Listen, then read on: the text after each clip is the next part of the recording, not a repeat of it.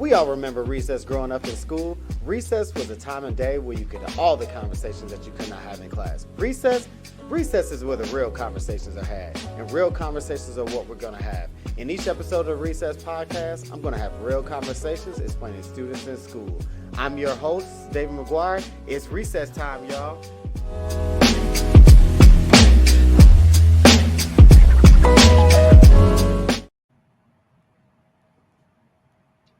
What's up, everybody? It's your host, David McGuire, with the season finale of the Recess Podcast, Season 4. This is episode 14. It's called Education Starts With Us, Building Community Through Dialogue. Super excited about this conversation because this is a conversation amongst partners, a conversation amongst educators, a conversation amongst the people of the community. We're going to talk about the importance of what I call a revitalization of a very important theme in our community, which is dialogue and having these community conversations. There's a lot going on. Those that are here locally in Indianapolis, it's a lot going on in the legislation, a lot happening in our community, and a lot of things are happening, and the people don't really know, but we have an exciting group of guests that's going to talk about a new initiative called Beyond the Bell that is putting the information for people that need it. And so this podcast is going to engage families, engage educators, and bring together like-minded folks. So before we dive into the questions, like I said, I got three amazing guests. I'm going to allow them the space to introduce themselves. So we're going to start off with Miss Dyla Harris.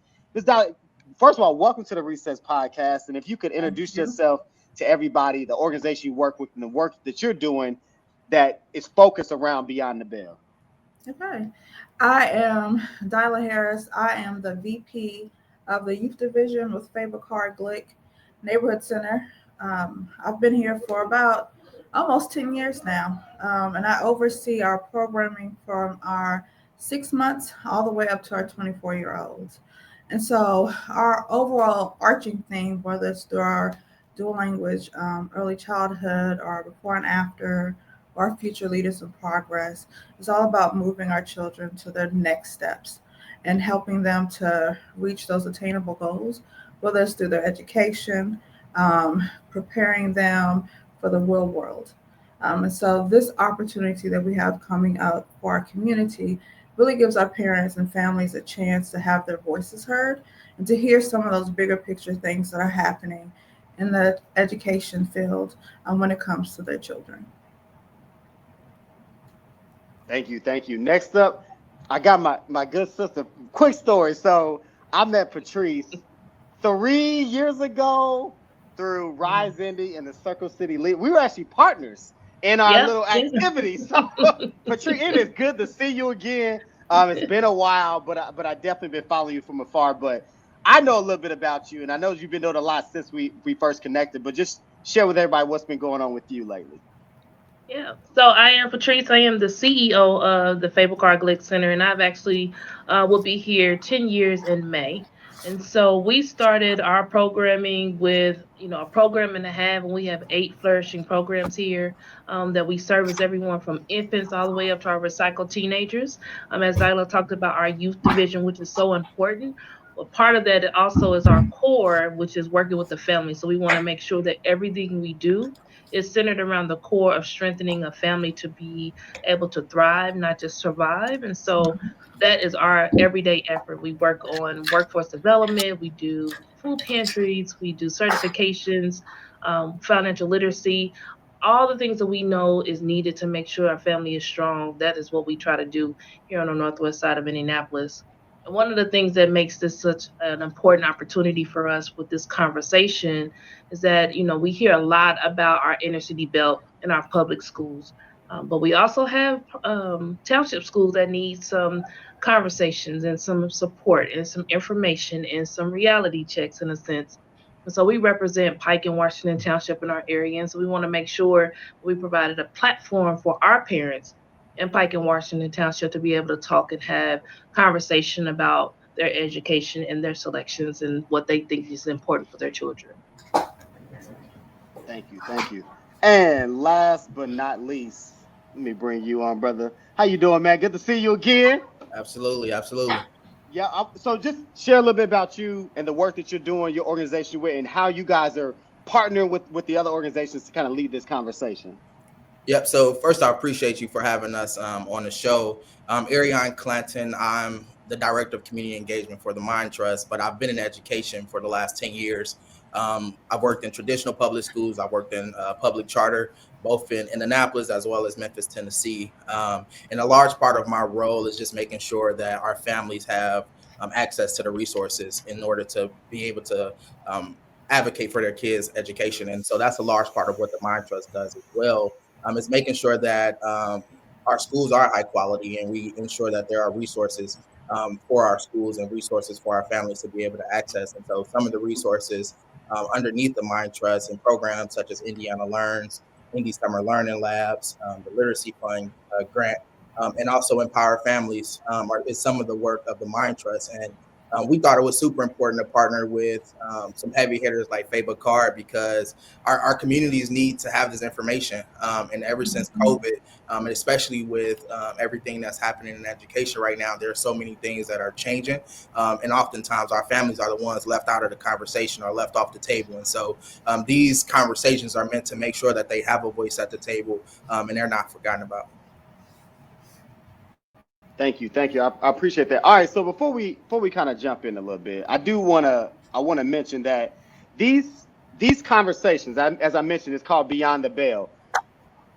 They're geared towards providing the information to the people that need it the most, which are the families, the parents, even the students, and things like that. So I've been able to attend one of the two. But my question for you all, and I want each of you kind of just jump in on this, is it's simple. Why should families show up for this, right? This conversation's happening, but why should they show up? So kind of talk about like what education topics did you guys hear that these are the ones that families wanted to hear about, why it was important, but generally, like, why should families show up to these?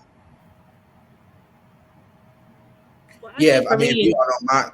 Oh, go ahead, Aaron. That's okay. yeah, I'll jump in. I kind of said it in my intro, but I live by a quote that if you're not at the table, then you're on the menu, right? And so, like I said, oftentimes our communities are the ones that are left out of the conversation. And people who oftentimes don't look like us are the ones making the decisions. And so our families need to be in these meetings so that they can have a say. The one thing that I think in this world that unites us all is some type of education, right? At some point, we all at some point had to go through an educational system, right? Whether you finished it, whether you went to higher education, we all have some type of educational background, and so that's never going to change, right? And our kids are always going to have to go through this system, and so we need to know what changes are happening, so they're not happening to us, right? And we're being a part of that change. So I think it's important for them to come to these types of conversations because in the past, in our history, we really relied on traditional schools. We relied on the stigmas of, well, this school is better than this school, and this area is better than this school. And our fabric, our culture, our community has changed so much. I think I'm frozen. Now you still here? Oh, okay. Your Yeah. screen is frozen. I'm sorry. But the fabric for the city has changed so much is that we just can't rely on just the area that you think is a better area. It has the best schools. It's really time for us to really dig a little deeper in what is there and really figure out, is this a school that I need to send my children to based on how they learn, how they are able to adapt, what they are looking for Mhm. in their career. So I'm really interested in getting families more engaged in the bigger picture of what their schools are and how are they benefiting our children, and not just being able to be or being forced or being settled in those the schools that they're in. Absolutely. I would like to add to that. I think knowledge is power. And so oftentimes when our parents are in these school systems, decisions are being made and they are not, they feel powerless in their role in it and they accept a lot of things that are being told to them, not understanding that their voice has a power and that they can advocate and change the makeup. They don't have to just accept what is being told to them, but also understanding some of these decisions that are being made and that how that impacts the baby in their education career. So I know each of you in your roles, you've had plenty of conversation with families, right? Talking with parents about what's going on in their child's school, or you mentioned like looking for a school. I'm wondering though, what do you say to families who they hear about these conversations and they say, this is just another conversation where people just talking and nothing's going to happen? How do you guys help families get reconnected? Because we have a lot of families, I've talked to them, I'm sure you have, that just feel disconnected from not just their school, but the entire education ecosystem in all. But these conversations are not just to give information, but also a space for parents to connect with one another, connect with certain resources, but also to connect with other families. What do you guys say to the parent that feels disconnected on why they should attend and what they can benefit from it? Well, I think that for us, we really rely on relationships that we build with our parents. And so we become advocates right alongside of the parent from the time that they enroll in our center, from preschool all the way up through high school. And so we have been working with them step by step to make sure that they are advocating for their education. So when things like this come along, we say, hey, this is another component that you can utilize to help strengthen what you need, get your voice heard. And again, we're right here with you. We've been here with you since the beginning. We're going to continue to be here with you. And I think that's how we get our parents engaged in the work. So now they don't have us just giving them all the information. They can get different input, different information from other partners throughout the city. Yeah, and I would like to add on too. We've tried and worked really hard to ensure that we can remove barriers for families, and so we have access to transportation through a partnership with Indigo.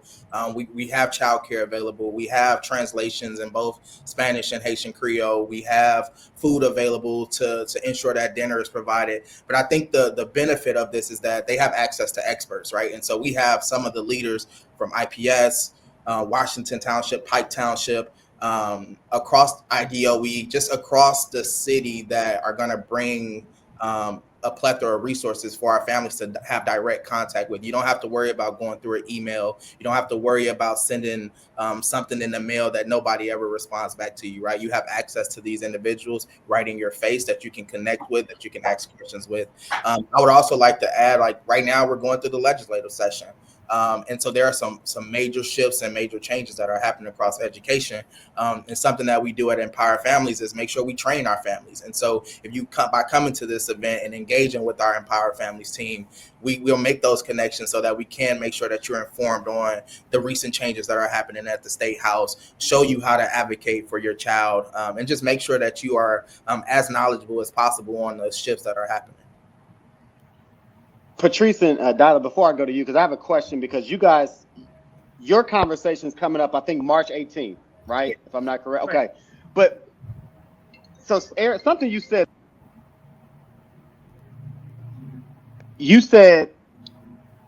there's translation, which I was impressed by when I went to the one at the cafe.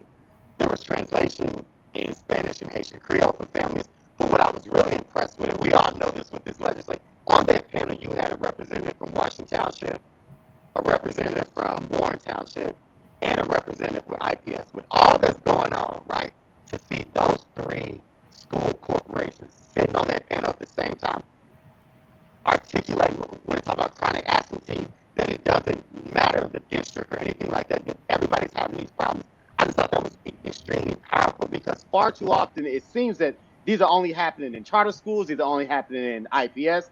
That to hear the Washington Township and the Warren Township representatives also share that, hey, we're having these issues too with chronic absentees, right? We're struggling with getting kids to come to school. We're struggling with understanding and navigating the graduation pathways. I just thought that was extremely powerful. And I just want to offer that nugget, because I think it's really important that parents know that this is just not an IPS conversation. This is not just a charter school conversation. This is a conversation for everybody. It's something that everybody needs to hear. So as we pivot to kind of the next phase, when we talk about community partner perspectives, I'd be curious, because, you know, Patrice and Dylan, you guys are coming up next month with your conversation. Why did your organization feel that it was important to get involved in these type of conversations? I think it kind of piggybacks on what was said earlier, is that there is this misunderstanding or misconception that a township school is different from charter schools and from IPS, when we're experiencing a lot of the same things. And just because we have outliers in our community does not mean that the families that we also serve are not being impacted in the same way. And so it's very important that their understanding that it is the same makeup across the board. And just because it's a township school does not mean that we are the exception.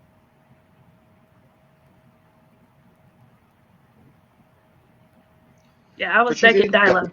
I think so yeah. too. I think that's the biggest thing for me. And then also we've been partnering with IPS.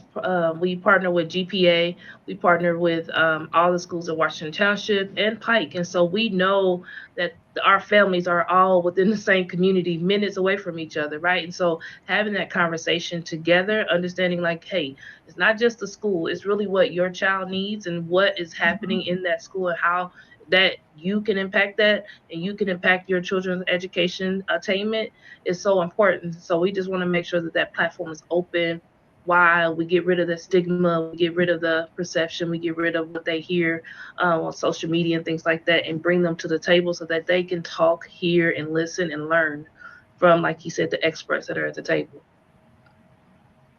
Thank you. All right, so Ariane, you're at the Mind Trust, right? And the one thing that I think when I think about these conversations, because they're happening in four different locations, some of which are on different sides of town. I'm just curious when you think about the role that the Mind Trust plays in these conversations. What role do you believe that community partners play with helping empower families around education, right? And so you guys are kind of like the connector of these multiple organizations with these conversations, but you're also trying to connect the family. So I'm curious for you, when you think about your organization's role in that, what do you feel like you all's role is with empowering families around this education conversation? Yeah, we really just want to be a partner, right? Like I mentioned before, organizations like Faber Card, Cafe, Shepherd, John Bonner, these are all organizations that know their community. They're in the community. They're working with families on the day to day, right? And so we're really big on not doing two communities and doing four, right? And so it's important for us to make sure that we're partnering with communities, and organizations that are in the communities that we're trying to serve. And so I think for us is just making sure we are that connector, right? We're just making part of our mission is making sure that families have access to the resources, right? And so our goal is to bring those resources to the communities. We can no longer expect people to come to us, right? Like we're not the beholder of everything, and we need to make sure that we're taking this knowledge to them, right? And I think it's important that we did this on a 4-part series, right? Because everybody is not available to drive across. I know, I mean, to be honest, the Fay is 45 minutes from where I live, right? So it's like, I know there are some families who are going to run into that situation. So it was important for us to do this on every side of the city to make sure we had translations at every event, not just a one-off thing, to make sure we had childcare, right? Like all these things are important, and I think for us as at the Mind Trust, it's just if our goal is to make sure that the kids across the entire city of Indianapolis have access to high quality education, we would be remiss not to partner with organizations like Fabercar. When I think about the first and the third, like you said, when the first one was at Cafe, Far East Side, and most people assume, well, that's very charter heavy, right? So there's going to be a lot of IPS, a lot of charter schools. I grew up on the northwest side of town. I'm a Pike graduate. I know exactly where Fay is. And so when you think about that March 18th conversation, yes, there are charter schools and IPS schools on the west side, but I think, Patrice, you mentioned it. That's where you can tap into the Pike parents, right? You can tap into some of that Washington Township and embrace this stigma that these conversations are only for a select group of schools and parents and things like that. This is a community conversation in our community that we're talking about. It's all of Indianapolis. So the fun part of this show, again, this is episode 14 of the Recess Podcast. We're talking about education starts with us, this idea of building community through dialogue. This is an opportunity that I think a lot of people want to hear. So we're talking about this idea of dialogue and how conversations spark a lot of different things.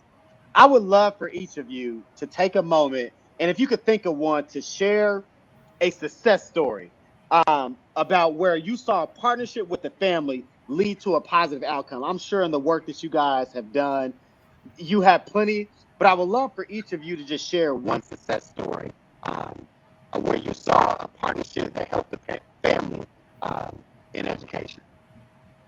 Oof. Yeah. So one of the things I would say, when we talk about success stories, I always talk about like family is our core. And so for us, a success story is when the entire family grows together or the entire family is able to succeed. And so we have multiple families that we start them when they walk in our door in our preschool.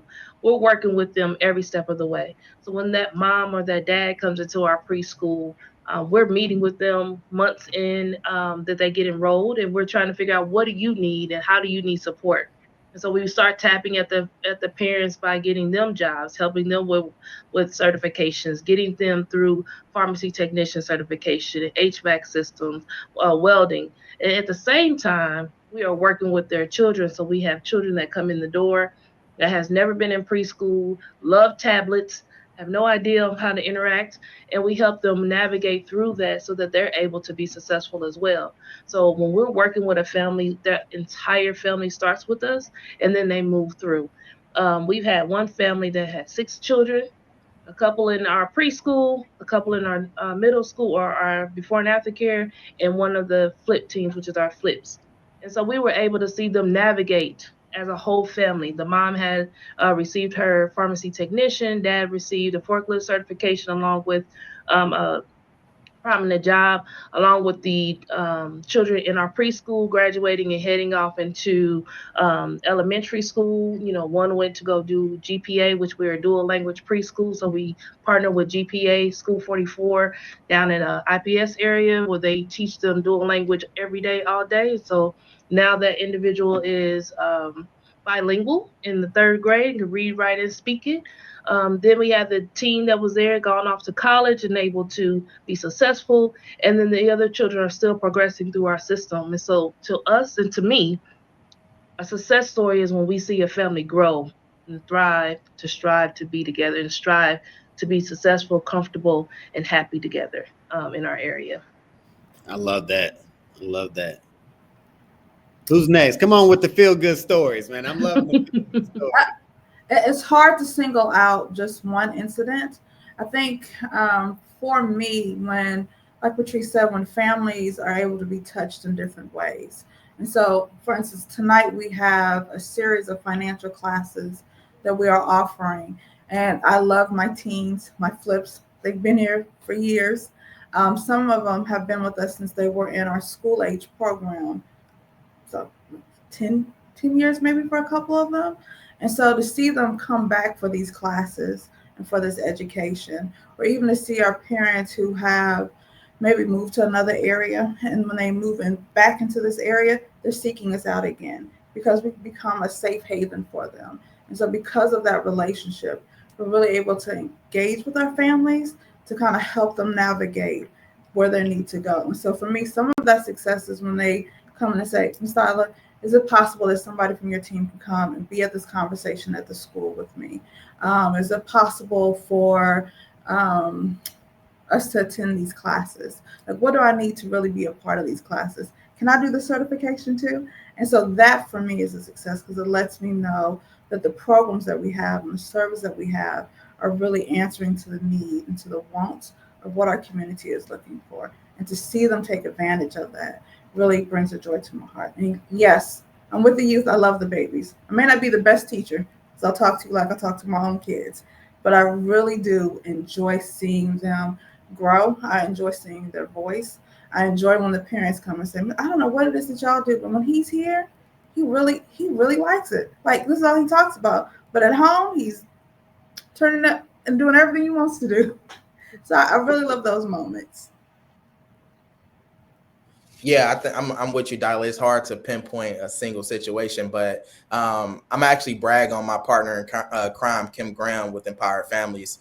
And so earlier in the year, around September, we Empowered Families hosts monthly meetings once a month or over different topics and resources that we're trying to bring to families. And prior to that meeting, Kim had worked with a mother who had to transfer her child from township to district to charter and back and forth through that system because the schools were not meeting the needs of her child. Her child needed an IEP, and those schools were not meeting those needs and were not providing the resources that were needed. And we know by state this is a requirement, but unfortunately, this family kept getting a runaround. So this mother came to Kim, got Kim's number.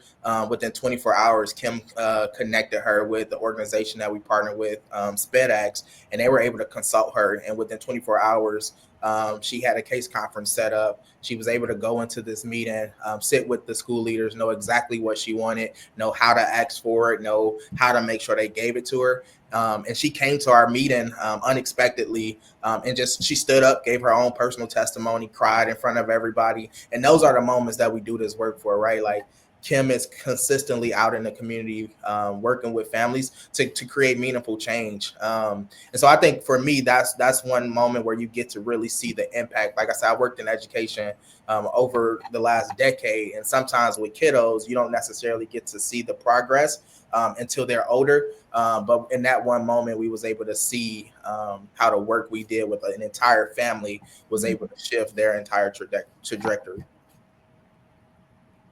Thank you for sharing. I'll say this, and folks know on this podcast, I keep it real. I'm gonna keep it real for a second. When you share that story about that mother who had to swap her kids between school and school, and then I hear at the end where she had to get an outside organization to get her child an IEP meeting. I'm a school leader, so I can speak on this because I live it every day. It's good that we have those organizations, right? Because if we didn't have organizations like Empower Families and different organizations, like imagine where these families and these kids would be. And I will say this, and I can say that, shame on the school leaders. I'm sorry. Like I'm just keeping it real. Like nobody's perfect and we all make mistakes, but for this mother to go from school to school and all she wanted was an IEP meeting to get her kid the resources and needs that they need. Like to me, that's unacceptable. And that kind of pivots me to where I go next, right? This idea of call to action. When we talk about the barriers from parent participation, I would just say for me, what I think the biggest barrier, and I'm gonna ask each of you what you think the barriers are and how can we overcome them. For me, it's simply, I feel like as schools, we place a certain definition and expectation on what parent participation should be versus trying to meet the parent where they are. Everybody's participation looks different. But far too often at schools, we define what engagement and participation looks like. And I think when we place those barriers or that expectation on families versus saying, where can we meet you on participation? Where can we meet you on engagement? What type of engagement works for you? That's where the issue is. And I think if we did a better job of meeting parents where they are and building the participation engagement around them versus them trying to fit it with us, I think we would do a lot better.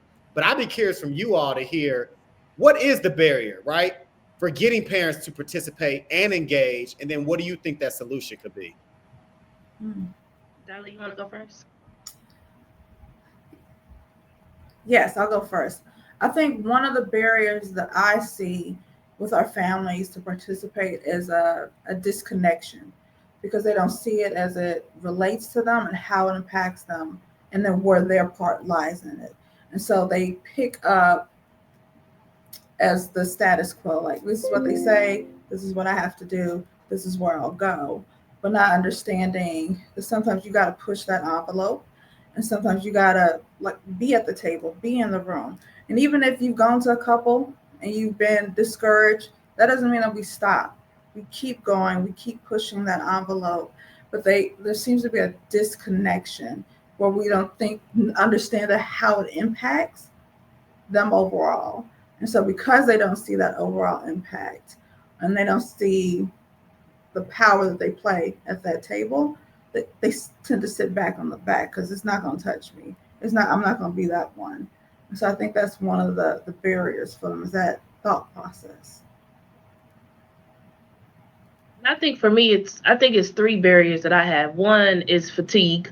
I think we have to really pay attention to, the working mom, the working dad, the working parents, and then making sure that the community partners and the schools are being intentional about being, on time when they have events, having those events in the evening, making sure there's food, making sure there's extra childcare for the other children so they can be attentive, so that they can be able to be more engaged. I think the second barrier is the lack of, in a sense, respect of the parent. There is so much talk to versus kind of coming together and working together as one. And so when you have an adult being talked to or talked down to constantly without showing any uplifting approach or any positive affirmations around their children, then you're not going to get the engagement that you need, right? And I think the third piece is just understanding that the way the generations are being taught, the education that they are getting put in front of them, and how they're using those tools to be successful is totally different from the way that those parents were being raised or even the grandparents. And so we can't rely on our own methods of how we were able to gravitate to our education and be pushed through our education because it's not the same. So I think sometimes parents have a misconception like, oh, well, when I was in school, my teacher did this, this, and this, and made me do this, this, and this, and that.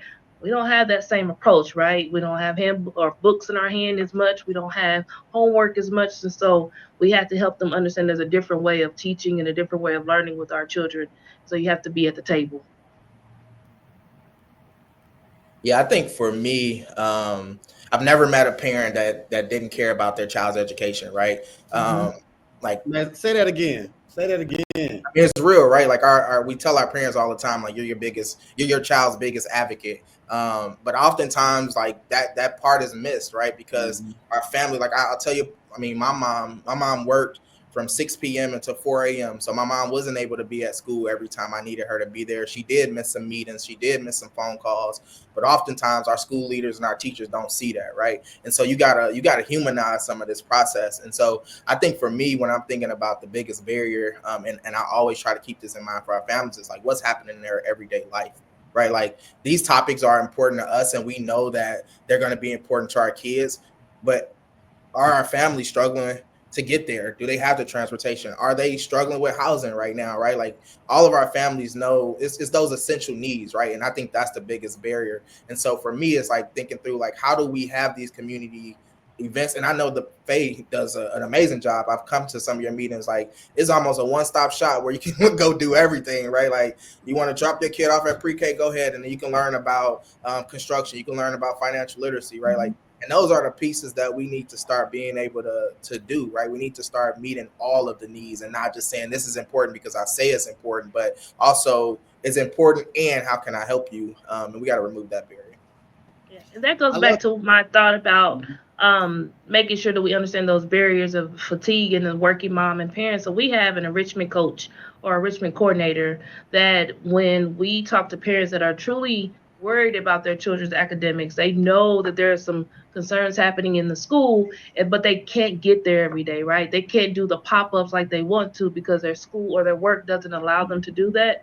We have our coordinators are there, right? Our coach is there popping up, getting the report cards, getting the schedule. Our flip team coach and her what's our advancement coach, she's there going into the high schools, talking to the counselors, making sure that they're getting that information and then feeding it back to that parent immediately. So then there's conversations at the same time with the coordinator and the parent so that there is always a constant communication so that school knows it's not an absentee parent here. This parent is working, but we are right here beside you, beside them, advocating for them, and we're going to make sure this child succeeds.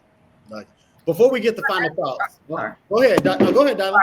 When we talk about that parent fatigue, is sometimes when they are met with, we've had students that have behavior issues at school, and what we understand that if we say, okay, well, because of those behaviors, that we'll see the same, let's expel the student and let's put them out. But we understand putting them out is not helping the situation.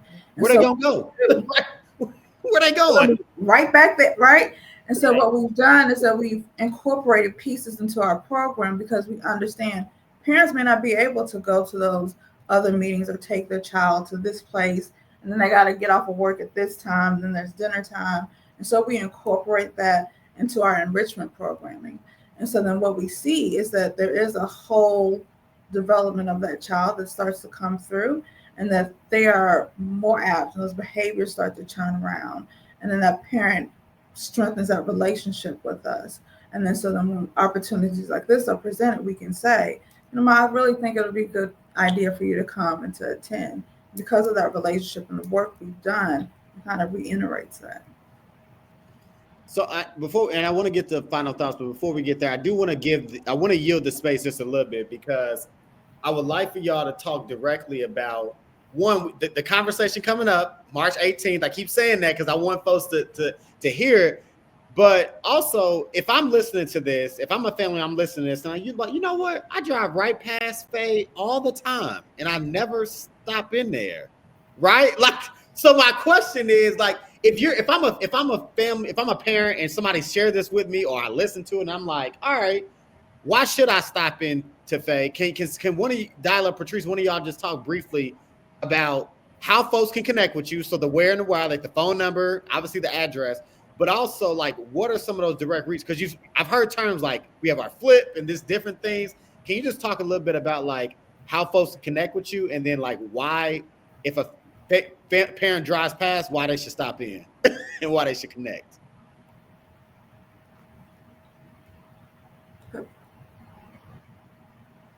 Okay, I could go. So I would say we are at 2990 West 71st Street, right next to Church's Chicken.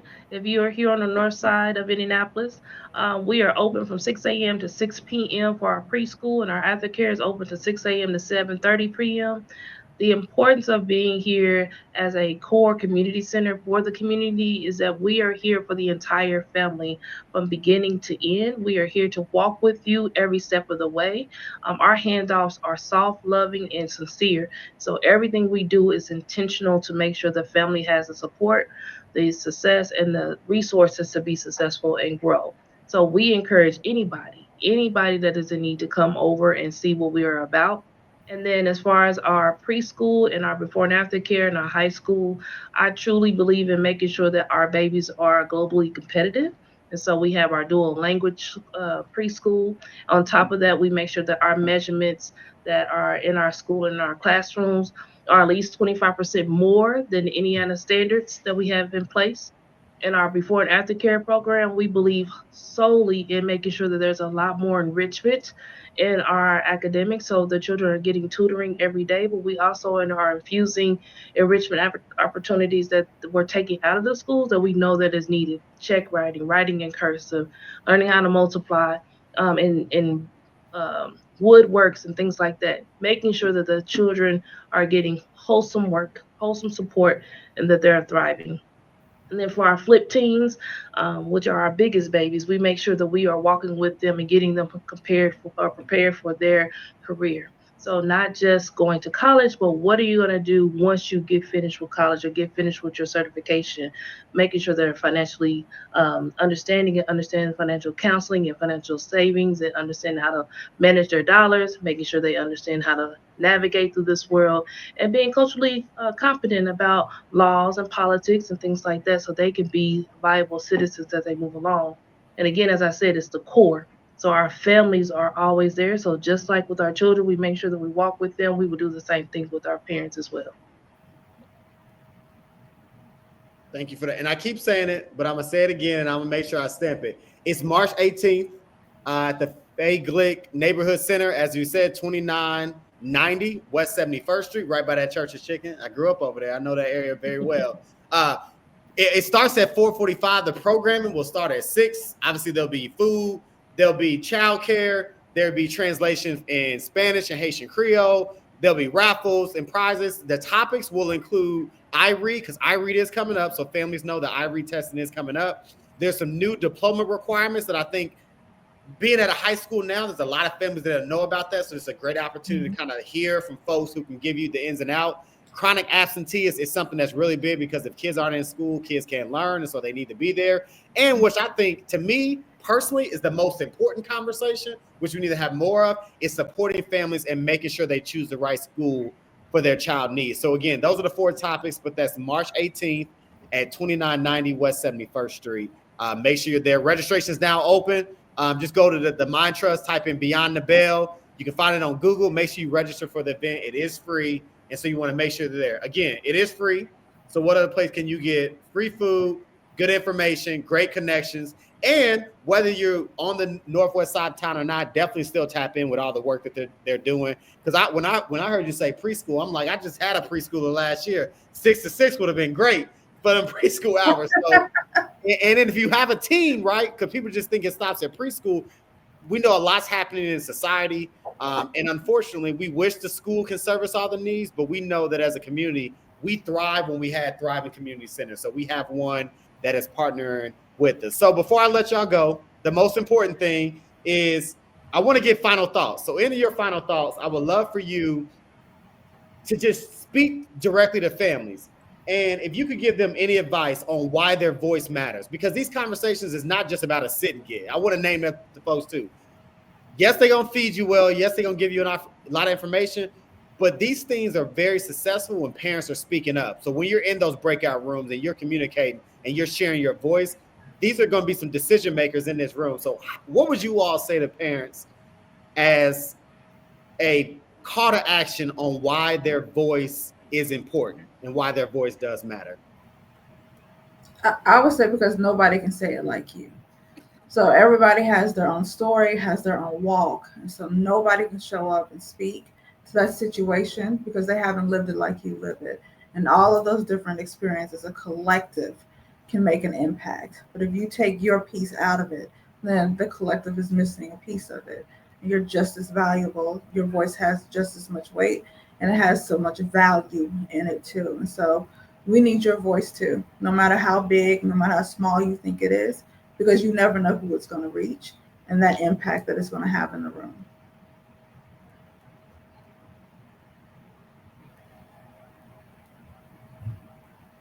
Can't hear you. Patrice, I'm gonna go to you. Sorry, I was on mute. I think the most important about for parents to attend this meeting is that it's an opportunity, as Zyla said, to amplify your voice, to be able to talk about even the most minute thing that you need support on, and then having experts to be able to give you that information so that you go out empowered and you're able to really fight for what you want for your children and be informed about what is needed for your children for the next couple of years.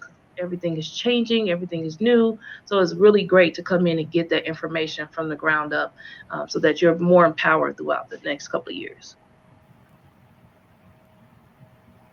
Yeah, and I mean, I said it earlier, but I'm gonna reiterate it because I live by it and I stand by it.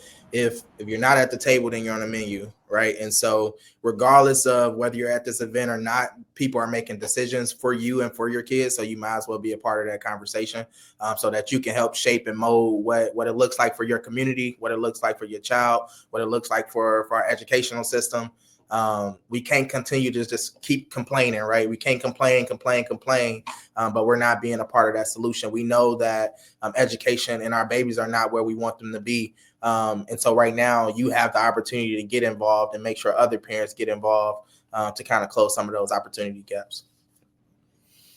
I'm going to say to each of you, in a time and space where a lot of in education is about me, I just want to thank each of you for partnering with each other and focusing on the us and the we to do this conversation, because I spend a lot of time now in this part of my career around the elders in education.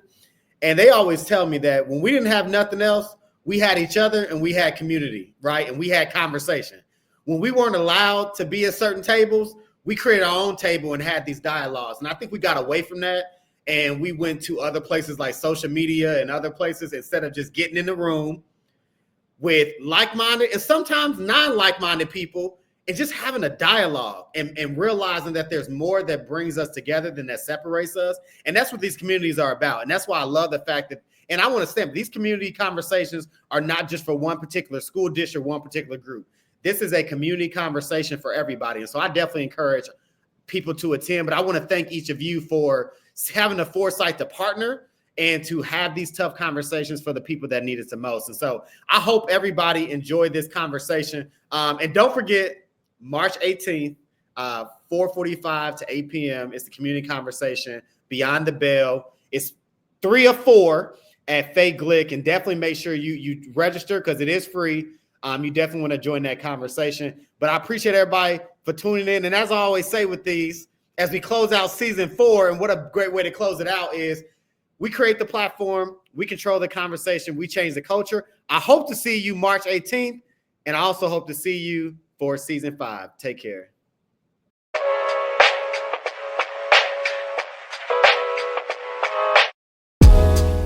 This has been the Recess Podcast, and I'm your host, David McGuire. If you want to interact more with the Recess Podcast, subscribe to our YouTube page at the Recess Podcast. Follow us on Twitter, the Recess Podcast 1, and subscribe and like wherever you get your podcasts. As I always say, create the platform, control the conversation, change the culture. See you next episode.